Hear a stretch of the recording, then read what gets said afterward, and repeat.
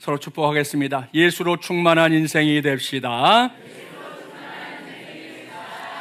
한 번 더 축복할까요? 주님 안에서 기뻐하며 삽시다. 할렐루야. 오늘은 2026년 맥주 감사 주일입니다. 우리 구약성경 신명기 16장을 보면 맥주절을 77절이라고도 했는데요. 그 이유는 이제 요 시기에 보리단을 이렇게 수확하기 시작하거든요. 추수하기 시작해서 처음으로 하나님께 올려드리는 이 초실절로부터 시작해서 계산합니다. 한 주, 두 주, 세 주, 7주가 지나고 바로 그 이튿날, 그러니까 제 50일째 되는 날이기 때문에 맥주절 그리고 77절 이렇게 부르는 겁니다.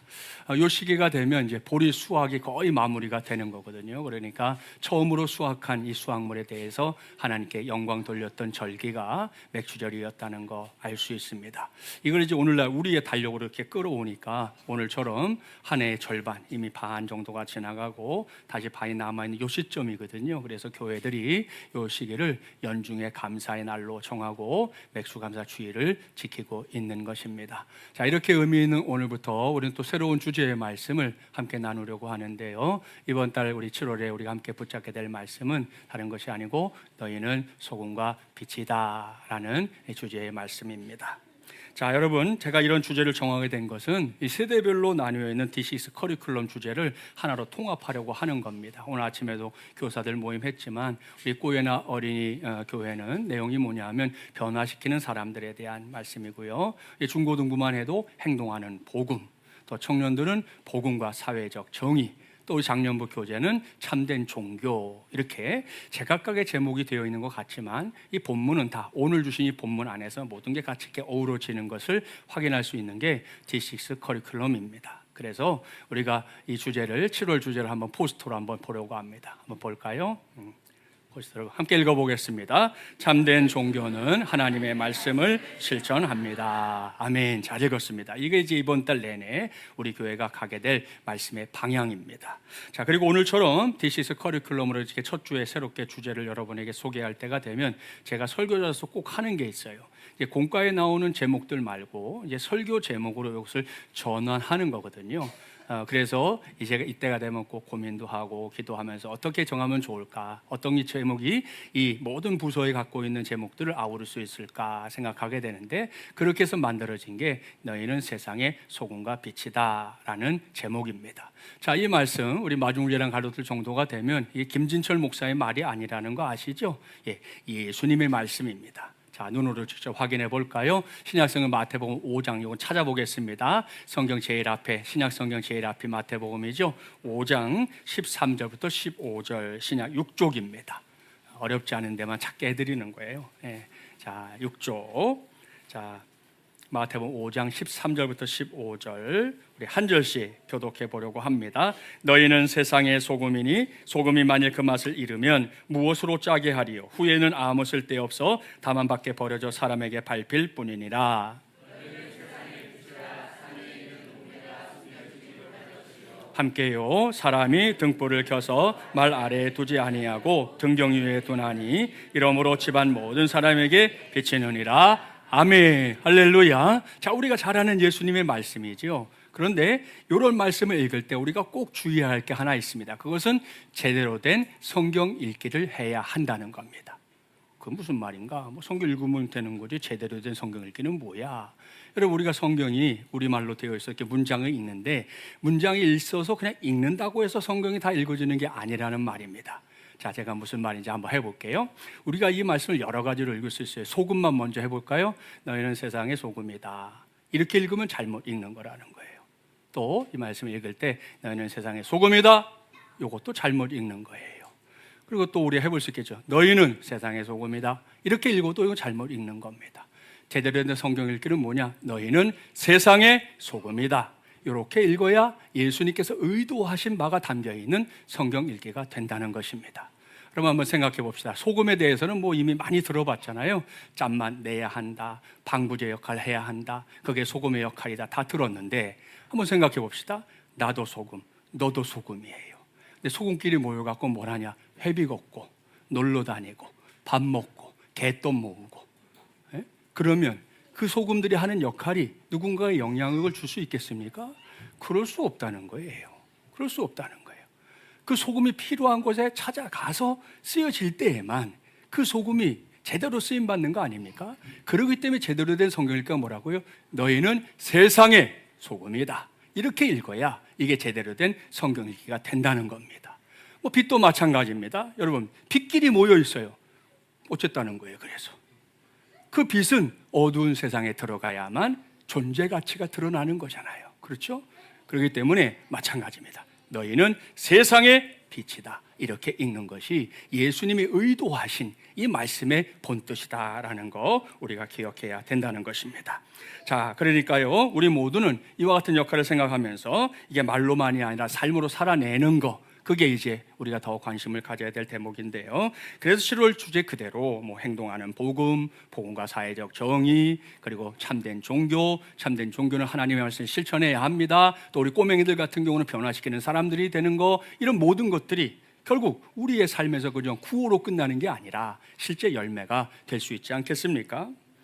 그런 의미에서 여러분, 이 말씀은 분명히 교회에 머물라는 말씀이 아니라는 거 염두에 둬야 됩니다. 물론 오늘처럼 주일 성수의 신앙으로 이렇게 모여서 우리가 하나님 말씀을 듣고 그 말씀으로 내 안에 채워서 성령 충만을 먼저 하는 거, 이건 넘버 원. 넘버 투는 뭐예요? 그런 말씀을 붙잡고 은혜 받은 내가, 충전된 내가 다시 세상에 나아가서 거기에서 세상의 소금도 되고 세상의 빛도 되며 사는 것, 그것이 우리 예수님께서 가르쳐 주신 바이다 하는 것입니다. 이걸 기억하시고 오늘 우리가 이제 첫 번째 시간이 되려고 하는데요. 너희는 세상의 소금이다, 소금과 빛이다의 첫 번째 주제는 우리가 주님의 팔입니다, 이겁니다. 자, 이 주제를 좀 각인시키기 위해서 우리는 가끔 주일에 여행 떠나죠. 자, 독일 베를린으로 한번 여행을 가볼까요? 자, 한번 여행을 가보겠습니다. 아주 세계적인 도시답죠. 한 장 더 넘겨볼까요? 아주 멋진 도시인데, 자, 이 도시, 저렇게 멋진 도시이지만 잠시 우리가 베를린의 중심가라고 꼽히는 이 쿠담 거리로 가보겠습니다. 그 거리에 가면 흉물스러운 건물이 하나 보입니다. 가볼까요? 자, 여러분의 눈에 이 건물이 어떻게 보입니까? 뭘로 보이나요? 저렇게 보니까. 여러분은 어떤지 모르겠는데 베를린 사람들은 이 건물을 보고서 딱 느낀 거를 뭐라고 말했냐면 썩은 이빨. 여러분 저 치과에 가서 이렇게 찍어보면 치아 이렇게 뽑으면 이렇게 나오잖아요, 그죠? 썩은 이빨, 이렇게 생각하고 있습니다. 이 흉한 건물은 이 카이저 빌헬름 기념교회입니다. 1890년대에 세워진 교회인데요, 1943년 제2차 세계대전 때 폭격을 맞아가지고 저렇게 일부가 망가진 가운데 이렇게 흉물스러운 모습을 하게 되었는데, 전쟁이 끝난 다음에 사실 이것을 없앨 수도 있잖아요. 그런데 독일 정부를 중심으로 해서 이걸 없애지 않은 이유 뻔하죠. 전쟁의 참상을 잊지 말자, 다시는 이 땅에 전쟁이 있으면 안 된다라는 생각으로 저 번화한 도시 한복판, 거기다가 이렇게 흉물스러운 건물을 그대로 남겨둔 것입니다. 아무튼 이 교회 안에 가면 제가 여러분과 함께 독일까지 온 이유가 확실하게 드러납니다. 이 교회에 떡 들었으면 눈에 보이는 예수님의 상이 있습니다. 자, 좀 더 자세하게 볼까요? 이 예수님의 상 잘 보세요. 오른팔이 잘려나갔죠. 이건 역시 2차 세계대전 때 폭격으로 예수님의 동상에서 오른팔 부분이 이렇게 떨어져 나간 겁니다. 전쟁이 끝나고 나서 이 동상을 봤던 이 교회 성도들이 너무 마음이 아픈 거예요. 그렇지 않아도 예수님이 우리의 죄를 대신 십자가 달려 죽으셨는데 또 한 번 예수님을 죽게 한 것 같은 그런 안타까운 마음으로 사람들이 눈물을 흘리면서 이렇게 하면 안 되겠다 해서 그때부터 또 이와 관련해서 이렇게 헌금을 모았대요. 다 모은 다음에 회의를 열었습니다. 회의의 주제 뻔하잖아요. 자, 이 동상을 다시금 잘 살려볼 것이냐, 아니면 다 부시고 새로 만들 것이냐, 이런 논의가 이루어졌는데 성도 한 사람이 딱 손을 든 거예요. 제 의견은 이 동상을 지금에 있는 모습 그대로 두면 좋겠습니다. 사람들이 아니 그거 하려고 지금 모였는데 이게 무슨 말인가 그랬더니 그때 이 사람이 하는 말, 여러분 우리 모두가 잃어버린 예수님의 오른팔이 돼서 이 나라를 섬깁시다. 그러면 어떻겠습니까? 이렇게 제안을 했던 거예요. 그 제안이 모두에게 감동을 줘서 지금도 저 교회에 가면 저렇게 팔 없는 예수님의 동상이 있는데 이 성도들이 이 동상 앞에서 다짐한 대로 열심히 자기들의 사명을 감당해서 지역에서 칭송받는 교회가 됐고요, 지금까지도 하나님이 들어쓰시는 생명권의 역사를 감당하는 교회가 되었습니다. 자, 여러분, 자 이제는 우리 차례 아닙니까? 요즘 우리가 사는 세상이 여러분 알다시피 매우 수상하게 돌아가고 있습니다. 이게 그전에 살던 우리가 사는 세상 맞나? 대한민국이 맞나? 이런 일에 대해 자꾸 고개를 갸웃갸웃하게 되는 그런 시대 아닙니까? 자, 이러한 때 하나님의 자녀요, 예수 그리스도의 제자된 저와 여러분은 어떻게 살아야 합니까? 뭘 하며 살아야 하는 건가? 자, 그것에 대한 해답을 오늘 주 말씀에서 우리가 찾아보려고 하는 것입니다. 자, 여기서 이제 오늘 오후에 공부하게 될 공과 제목 말씀드리죠. 그들을 외면하지 마세요 이고요. 이번 한 주간 가족 주제는 고통받는 자들을 도우라입니다. 자, 여기까지 쭉 말씀드렸던 것 떠올리면서 대지 1번 여러분이 읽어보겠습니다. 시작.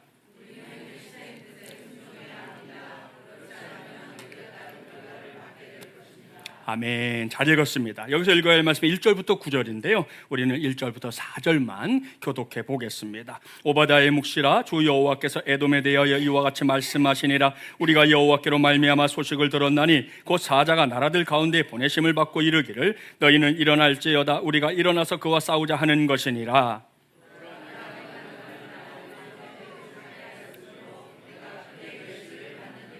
너의 마음의 교만이 너를 속였도다. 바위 틈에 거주하며 높은 곳에 사는 자여, 내가 마음에 이르기를 누가 능히 나를 땅에 끌어내리겠느냐 하니.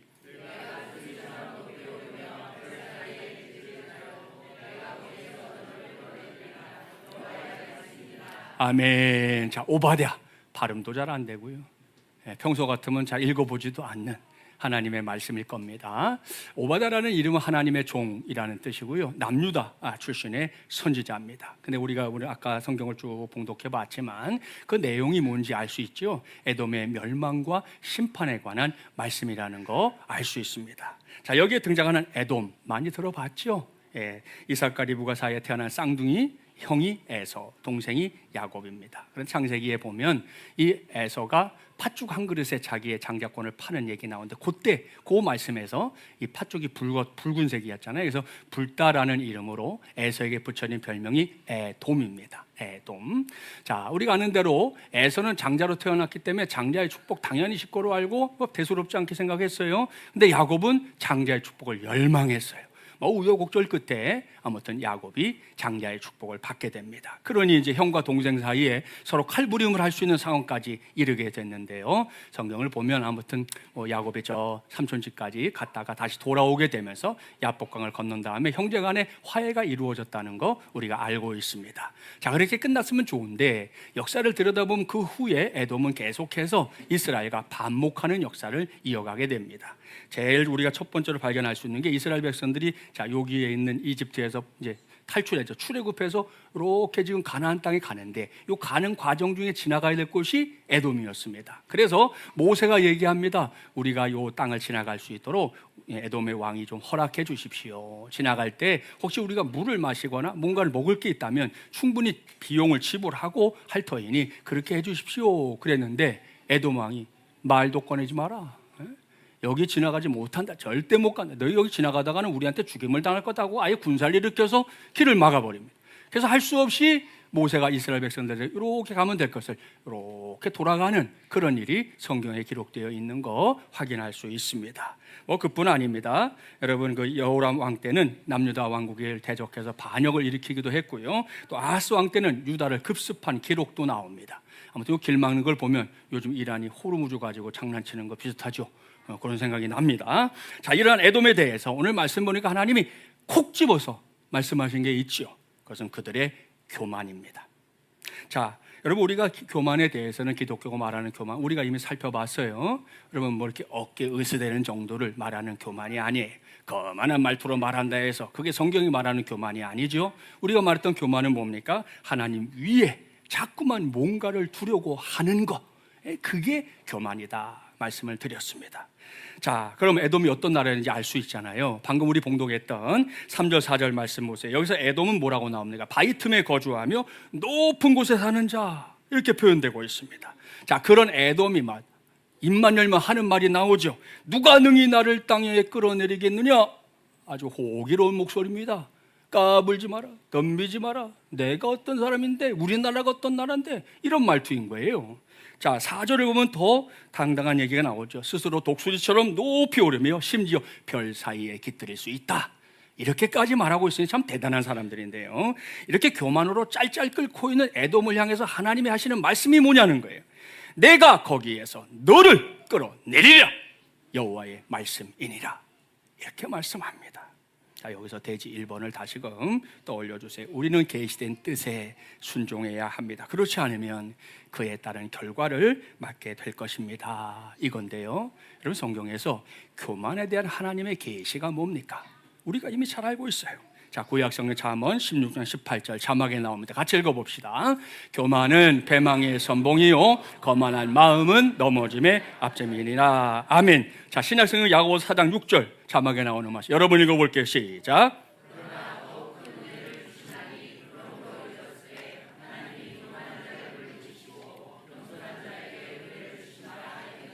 아멘. 할렐루야. 자, 이것이 하나님의 계시입니다. 그렇다면 이 말씀 우리에게 교만하라는 건가요? 안 교만하라는 건가요? 예? 안 교만하라는 거지. 그죠? 안 교만하라는 거예요. 그리고 그걸 알았으면 우리 모두가 말씀에 순종하면 됩니다. 그럼 끝이에요. 그런데 에돔은 하나님의 이 말씀이 계시에 순종했다, 안 했다? 안 했다. 그러니 그 결과가 뭐예요? 말씀대로 하나님이 역사하셔야 돼. 내가 말씀했는데 사람도 집에서 우리 아이들 미니찬이한테 엄마 아빠 뭐 얘기했어요.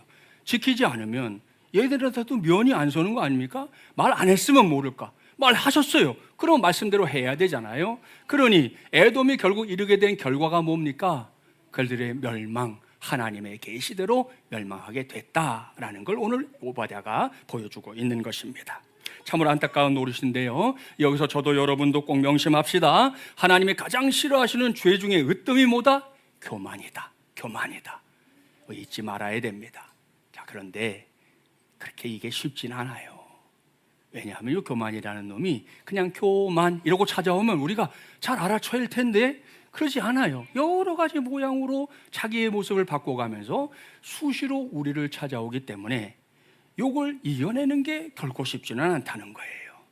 자, 그래서 그 미국의 유명한 작가이자 신앙상담 팟캐스트로 활동하고 있는 샤 바인즈라고 하는 흑인 여성이 있는데 이분이 교만의 5가지 가면에 대해서 말했던 적이 있습니다. 그 내용이 뭐 기니까 제가 요약해서 말씀드릴 건데 이 시간에 왜 말씀드리? 점검해 보라는 거예요. 나는 이 중에 어떤 가면이 나한테 있나? 저부터 시작해서 점검해 보려고 해요. 자, 첫 번째 가면 두려움입니다.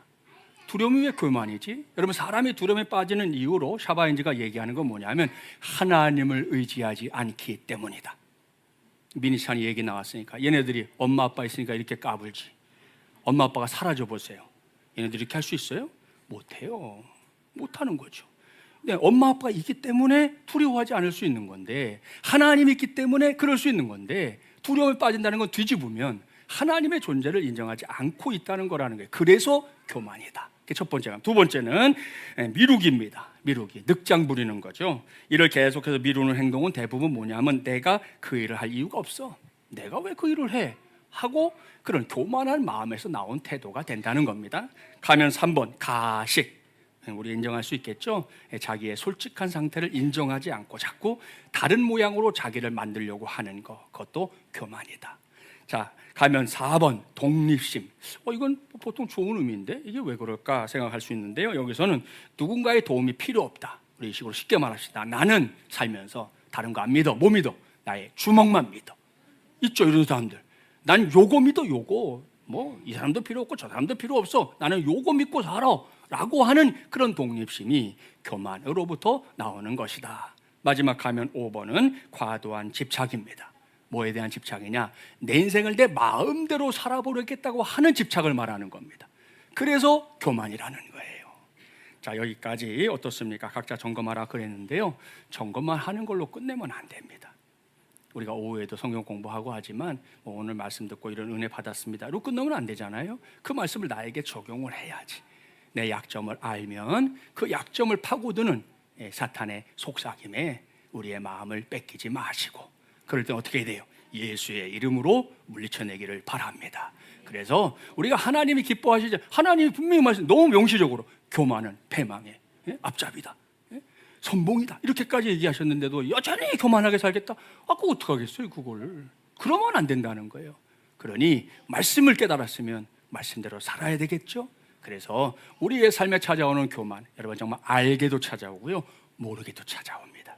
그러니 그 같은 교만을 잘 물리쳐내는 우리 모두가 되기를 바랍니다. 그래야 할 때 오늘의 주제 그대로 우리가 주님의 팔입니다. 이와 같은 삶을 살아갈 수 있는 토대가 우리에게 마련될 줄 믿습니다. 자, 대지 2번 여러분 읽어볼까요? 시작.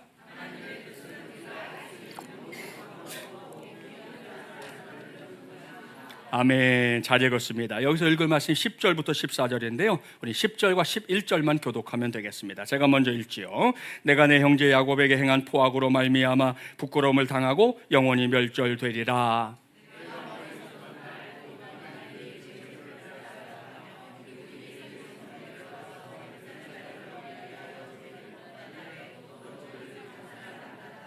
아멘. 뭐 길게 설명하지 않아도 되는 말씀인데요. 앞서 에돔이 자주 이스라엘과 반목했다 말씀드렸습니다. 특히 주전 586년에 남유다 왕국 예루살렘이 멸망할 때 에돔이 뭘 했는지 보라는 거예요. 그게 이 두 절 말씀 안에 있는 겁니다. 내가 멀리 섰던 날, 그날이 바로 예루살렘이 무너지던 날이었습니다. 자, 그날 에돔의 형제인 이스라엘이 공격의 충격을 고스란히 받고 있는데요. 에돔은 눈꽃만큼도 도우려고 하지 않았습니다. 그들은 느부갓네살의 군대가 예루살렘 성문을 뚫고 들어오는 걸 그저 지켜봤고요. 또 그들이 성 안에 들어가서 약탈하고 죽이고 불태울 때 오, 잘한다, 아이 고소하다, 잘됐다, 이렇게 했다는 거예요.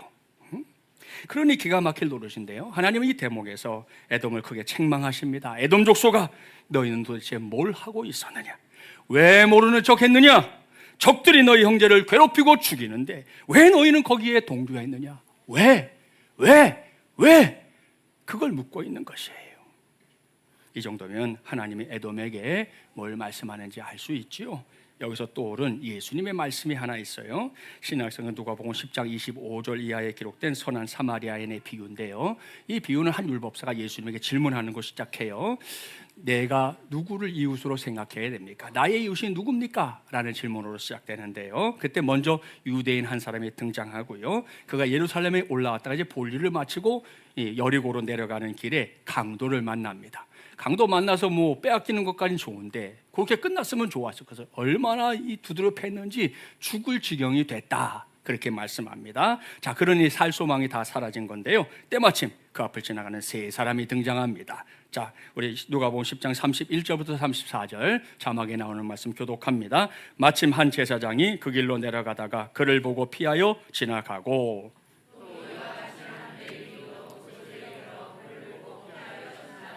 어떤 사마리아 사람은 여행하는 중 거기에 이르러 그를 보고 불쌍히 여겨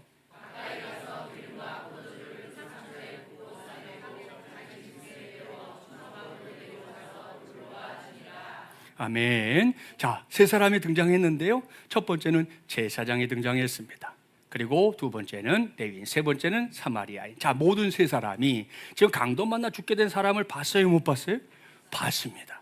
근데 제사장은 지나갔어요. 레위인도 모르는 척 했어요. 근데 사마리아인은 어떻게 했나? 여러분, 당시에 사마리아인이 유대인들에게 어떤 대접받았는지 아시죠? 우리는 이렇게 사람 대접받고 살고 있지만 개 취급받았습니다. 혼혈됐다는 이유만으로. 그러니 사마리아 사람들의 입장에서 보면 억울하고 화나고 진짜 뭐 기회만 되면 주먹을 한번 날리고 싶은 그런 일 아니겠습니까? 그걸 생각하면 이 사마리아인, 지금 유대인이 죽어가는 거 굳이 도울 게 없어요. 아니, 앞에 제사장도 지나가고 레위인도 지나가는데 뭐 내가 지나가는 게 뭐가 대수겠어요? 자, 그런데 성경은 달리 말씀하잖아요. 이 사람이 그를 보고 불쌍히 여겨 다가갔다. 그리고 자기가 가지고 있는 건 최선을 다해서 그의 상처를 싸매어주고 자기 끌고 왔던 동물에 태워서 주막에까지 데려갑니다. 더 놀라운 건 그렇게 돌봐준 것도 고마운데 그날 밤새 돌봐주고 나더니 다음날 이 사람이 이제 부득불 길을 떠나야 됐거든요. 그러니까 주막 주인에게 주머니를 털어주면서 내가 이걸 떠나야 되는데 저 사람을 좀 더 치료해 주십시오. 만약에 돈이 더 들을거들랑 내가 지나가는 길에 꼭 들러서 당신에게 나머지 비용도 지불하겠습니다. 그러고 갔다는 거예요. 여러분, 자, 어떻습니까? 쉽게 물어볼게요. 여기에 나오는 사마리아인을 떠올릴 때 여러분의 얼굴에 미소가 지어집니까? 인상이 써집니까? 네? 미소가 지어지죠. 미소가 지어지죠. 자, 이와 같은 사마리아인의 행동을 놓고 우리가 생각할 때 야, 참 귀하고 선한 일이다 생각합니까? 아니면 오지랖도 없네? 어떤 게 우리 생각입니까? 귀하고 선한 일이다 생각하지요. 입장을 바꿔서 저와 여러분이 사마리아인이다 생각해 볼게요. 우리 강도 만난 사람을 생각해 볼게요. 그러면 이 세상에 사마리아인 같은 사람들이 많아야 될까요? 적어야 될까요? 많아야 되죠. 많아야 되죠. 여러분, 이것이 주님이 원하시는 세상입니다. 또 이것이 태초부터 하나님께서 이 세상을 두고 디자인하신 세상의 참된 모습이라는 겁니다. 자, 인류 최초로 사람이 사람을 만났을 때 어떤 반응이 일어났는지 우리는 알잖아요. 아담이 하와를 만났을 때 이는 내 뼈 중에 뼈요 살 중에 살이다. 자, 우리는 그것을 더 줄여서 알고 있죠. 너는 나다, 나는 너다. 우리가 알고 있는 바죠. 오랜만에 축복해 봅시다. 자기 짝꿍, 너는 나다, 나는 너다. 할렐루야. 바꾸면 안 된다 그랬어요. 예? 너는 나다가 뭔지, 내가 너야. 잘 들어도 목사님 얘기하신 거 들었지? 거꾸로 자기가 들어놓고는 그러면 안 돼. 예. 너는 나다가 뭔지, 그리고 나는 너다예요. 그것이 성경의 가르침이다라는 것입니다. 자, 그런 의미에서 대지 2번, 하나님의 뜻은 우리가 할 수 있는 모든 방법으로 도움이 필요한 사람들을 돕는 것이다 그랬는데요. 여기다 우리의 관심을 둬야 하지 않겠습니까? 옳습니다. 지금 우리가 사는 세상 곳곳에 하나님의 뜻이 필요한 것이 얼마나 많은지 모릅니다. 당장 베네수엘라의 참담함 아시죠? 저는 이제 아침마다 일어나서 꼭 기사를 보는데 오늘 아침에도 기사 보니까 벌써 사망자 숫자가 2,000명을 넘어섰고요. 지금 실종자 숫자가 38,000명에 이르고 있습니다. 얼마나 더 많은 사람들이 시신으로 나오게 될지 모를 일이에요. 안타까운 일이죠. 여러분, 이런 일이 이렇게 일어났을 때 아까 레위인이나 또 제사장처럼 못 본 척하면 안 된다는 거예요. 나한테 일어난 일이 아닌데, 나랑 관계 없는데, 그러지 말아야 된다는 거예요. 하나님 원하시는 것은 너는 나다, 나는 너다잖아요. 베네수엘라가 당한 고통이 나의 고통이고 내가 그들을 도와야 할 이유는 바로 거기에 있다는 것입니다. 자, 그러니 여러분, 우리가 뭘 해야 될지 분명하지요? 우리가 주님의 팔입니다. 주님이 이 땅에 지금 계시다면 저들을 도우러 분명히 나서셨을 거예요. 그러니 이제 누가 해야 되겠습니까? 우리가 해야지. 그래서 우리가 사실 이거 꼭 상관없이 일이 일어났고 광고도 이제 지난주 처음 했는데 마침 딱 떨어졌어요. 1부, 2부를 전후해서 모금함 저기다 배치해놨으니까 여러분 각자가 할 수 있는 만큼, 여러분 할 수 없는데 여러분이 하라는 게 아니에요. 내가 할 수 있는 만큼만 모으면 월드비전을 통해서, 월드비전이 지금 제일 빨리 움직였더라고요. 우리 총회나 노회도 아직 이게 공문이 안 왔는데 주중에 벌써 월드비전에서 딱 나를 그래서 붙여놓은 거예요. 월드비전을 통해서 바로 현지에 우리가 모은 우리의 사랑의 헌금이 전해지도록 하겠습니다. 기억해 주시고 우리 모두가 이렇게 우리가 주님의 팔입니다 라는 이 말씀을 구호로만이 아니라 삶으로 살아내는 우리 모두가 되기를 주님의 이름으로 축복합니다. 자, 대지 3번 여러분 읽어볼까요? 시작.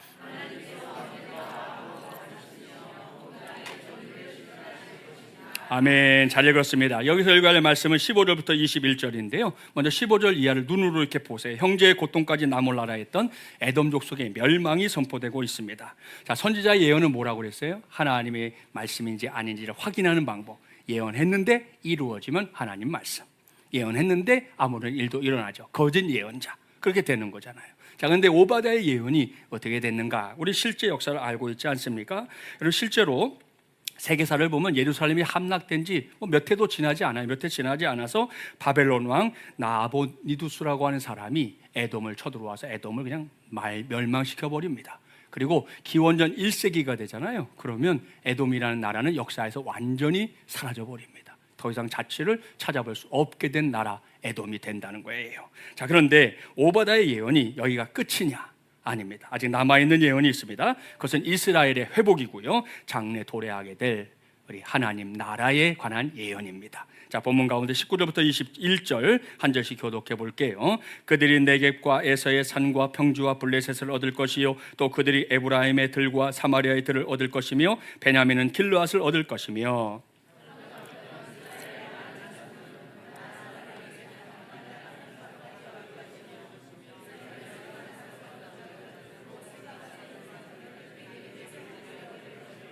함께요. 구원받은 자들이 시온산에 올라와서 에서의 산을 심판하리니 나라가 여호와께 속하리라. 아멘. 할렐루야. 자, 이 말씀 1차적으로는 지리적인 회복을 말씀합니다. 자, 우리가 예레미야 다룰 때 이미 말씀 살펴봤지만 이스라엘 백성들 하나님의 말씀에 마땅히 순종해야 되는데 불순종해서 결국은 벌받은 기간이 얼마예요? 70년, 70년. 70년 뒤에 다시 포로기를 회복하는 역사가 있잖아요. 그때 이스라엘 백성들이 돌아오게 될 지명을 지금 우리가 읽었던 말씀은 여기 이족 속에겐 여기 이렇게 말씀해요. 그 지명을 통해서 다 이렇게 회복될 것이다 라는 것을 보여주는 것이 먼저 1차적인 본문의 뜻이에요. 자, 두 번째는 여기에 종말론적인 회복을 말씀하고 있는 겁니다. 우리가 예수 그리스도의 생애를 말할 때 초림으로 오신 탄생부터 시작해서 십자가와 부활 그리고 승천 다음에 뭐예요? 예수님께서 다시 오신다. 재림이죠. 그러니까 재림 때는 예수님이 뭘로 오시는 거예요? 온 세상을 심판하시는 심판주로 오신다. 이게 성경의 말씀 아닙니까? 자, 바로 그때 우리가 들어가게 될 곳이 어디냐? 그것이 바로 하나님의 나라입니다.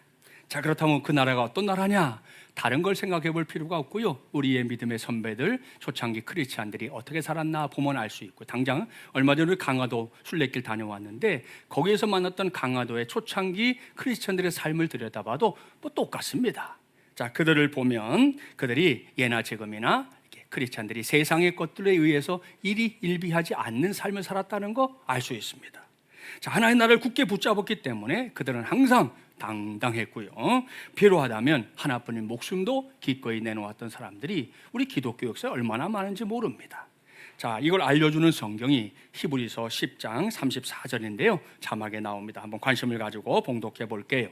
너희가 갇힌 자를 동정하고 너희 소유를 빼앗기는 것도 기쁘게 당한 것은 더 낫고 영구한 소유가 있는 줄 알미라. 아멘. 할렐루야. 자, 이 말씀이 초창기 그리스도인들을 얘기하는데 이 사람들 보니까 갇힌 자 그랬습니다. 복음 전하다가 바울처럼 갇히는 일들 그럴 수 있다 생각했다는 거예요. 심지어 자기 소유, 요즘으로 말하면 사유재산을 예수 믿는 것 때문에 빼앗긴 사람들도 많았거든요. 근데 그 빼앗기는 것도 어떻게 여겼다고요? 기쁘게 여겼대. 이상한 사람들이에요. 자, 근데 그 이유가 뭐라고요? 그들에게는 더 낫고 영구한 소유가 있는 줄을 그들이 알았기 때문이다 그랬어요. 그러면 여기서 히브리서 기자가 말하는 더 낫고 영구한 소유가 뭡니까? 하나님 나라죠. 우리가 영생의 주인공으로 살아가게 될 천국 말입니다.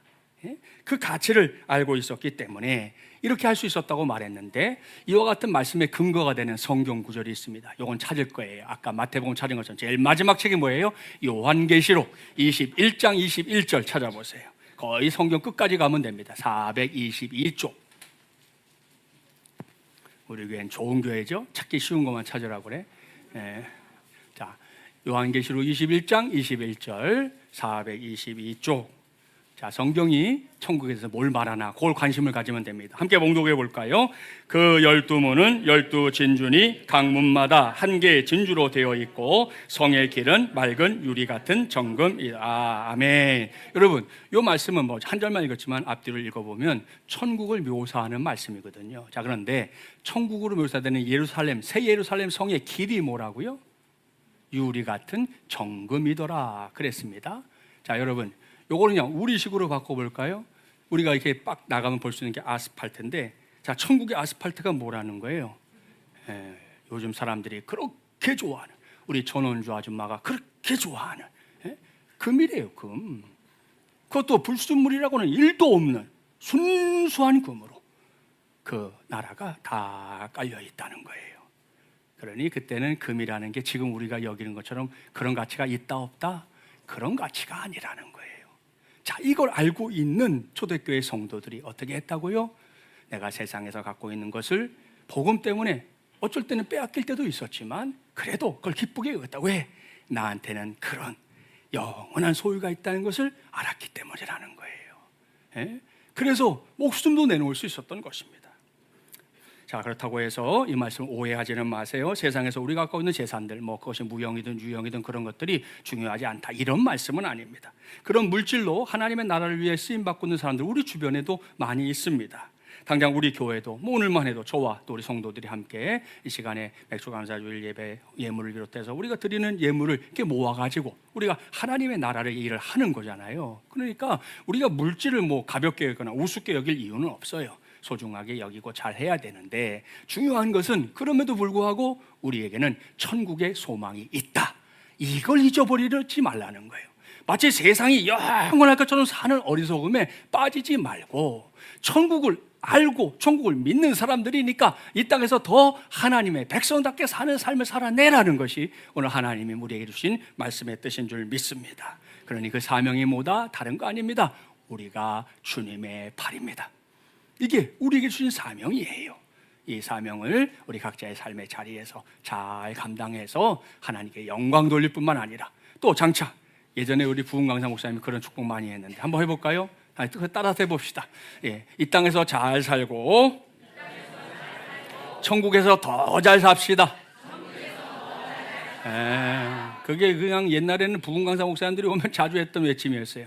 오랜만에 이것도 축복해 봅시다. 자기 짝고 이 진심 눈빛을 보세요. 이 사람이 진짜인지 가짜인지 보면서 축복합니다. 여기서도 만나고 거기서도 만납시다. 할렐루야. 예, 그래요. 오늘 이 자리에 오신 모든 분들 우리 여기서만 만나면 안 됩니다. 하나님 나라에서도 꼭 만나기를 축복합니다. 그것이 하나님 우리를 한자리에 불러주신 이유예요. 기억하시고 이 땅에 사는 날 동안에는 주님의 팔로로 잘하고 또 천국 가서는 우리 주님에게 기쁨이 되는 우리 모두가 되기를 주님의 이름으로 축복합니다. 자, 말씀을 마무리합니다. 오늘 저는 우리가 주님의 팔입니다 라는 제목으로 하나님의 말씀을 전했습니다. 2026년 맥주감사주일의 의미 다른 거 아니죠? 감사함으로 지난 반년을 보냈으니 이제 아직 경험하진 않았지만 남은 반년 미리 감사로 출발하는 날이 되기를 바랍니다. 그래서 연말쯤 갔을 때 우리 안에 더 많은 감사의 고백들이 있게 되기를 주님의 이름으로 축복합니다. 자, 그리고 우리가 사는 세상이 하나님의 긍휼과 사랑 무엇보다 공의가 필요한 세상이라는 거 부인할 수 없습니다. 당장 지금 하여튼 참정권 문제로 나라가 술렁술렁하는 것도 하나님의 공의가 필요한 일이잖아요. 이제 담당하시는 사람들이 얼른 지혜를 내서 우리 국민들이 납득할 선에서 이 일을 빨리 매듭짓고 언제까지고 붙잡고 계속 이렇게 끌려가겠습니까? 그러니까 정리가 잘 돼서 다시 도약하는 대한민국 우리 만들어야 되지 않겠습니까? 여러 가지 또 경기 지표들이 그렇게 좋지는 않아요. 뭐 그나마 뭐 잘 나갔다는 주식시장도 지금 또 힘이 쪽 빠져가지고 모두가 지금 또 이 어려운 상황에 놓여 있잖아요. 지금 뭐 그 2배로 수익을 내는 레버리지인가 뭐 그거 한 것 때문에 그렇다고 그런 진단도 나오는데 아무튼 이런 일들이 지금 대한민국에서 벌어지고 있는데 다 우리 삶에 연결되어 있는 거예요. 나랑 뭐 관계 없는 게 하나도 없어요. 그러니 이러한 세상을 위해서 기도하는 거 필요하고요. 또 우리 주변에 하나님 누군가를 붙여주셨을 때 내가 도움을 받을 때도 있고 누군가 도움이 필요할 때 우리 모두가 기꺼이 주님의 팔이 되기를 바랍니다. 그래서 우리 하나님의 뜻을 이루어가는 우리 모두가 되기를 주님의 이름으로 간절히 축원합니다.